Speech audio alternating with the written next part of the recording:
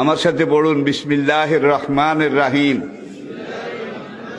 আস্তাগফিরুল্লাহ রব্বি মিন কুল্লি যামবিন ওয়া আতুবু ইলাইহি লা হাওলা ওয়ালা কুওয়াতা ইল্লা বিল্লাহিল আলিয়্যিল আযীম।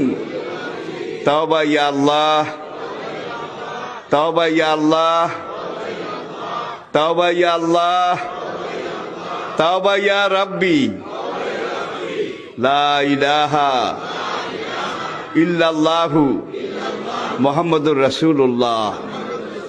আল্লাহর কসম, পিছনের জীবনে সব গুনাহ আল্লাহ মাফ করে দিয়েছে এই তওবার কারণে, সব মাফ করিয়া লাইছে।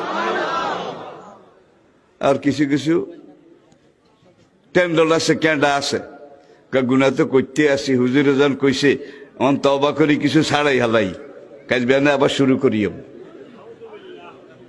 এদের তওবা কবুল হবে না, মনে রাখতে হবে তওবা করছি করছি, শাসা বললে হালা কইছি কইছি, তওবা করেছি করেছি, জীবনে আর গুনাহ।